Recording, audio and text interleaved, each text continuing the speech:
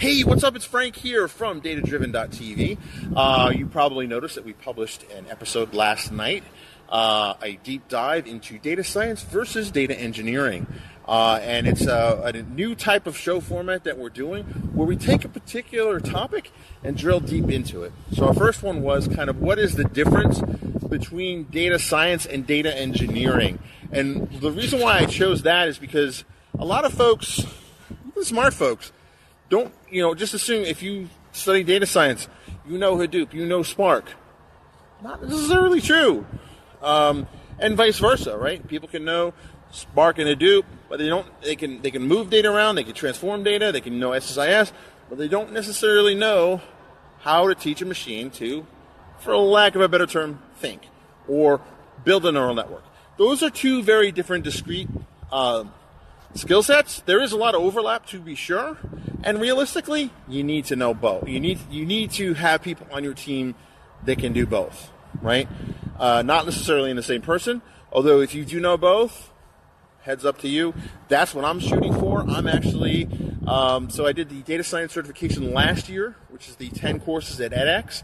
I have 9 classes towards the data engineer one that Microsoft has since introduced, and I have to wait until April to get that course done. So speaking of courses, I actually got 4 certifications in January.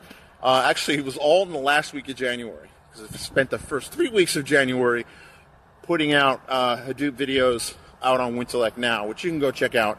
You get the first 5 minutes free from the video, and that should be enough to let you know if you like it or not. Sign up, or if you want, let me know what you think. And also, Andy, my co-host, has been doing gangbusters in his consulting business. But I just want to let you know we're back to more of a regular cadence as things have kind of calmed down.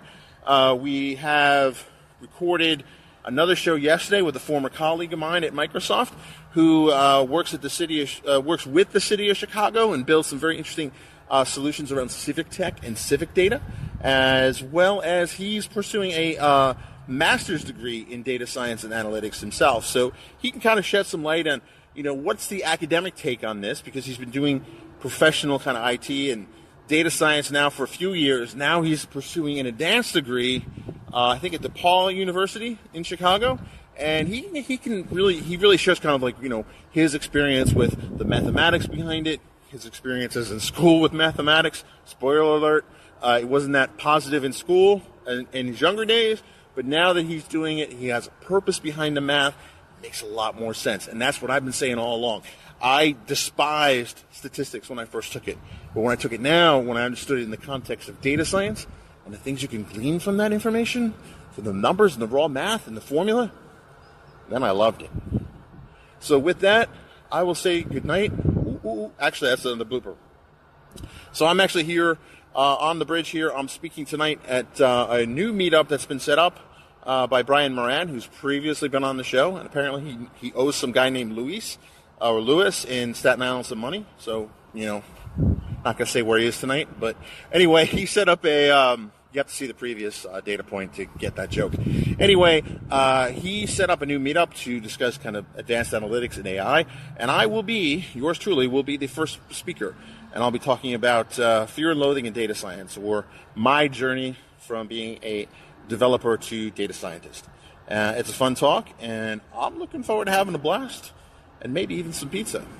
Anyway, you have a great night.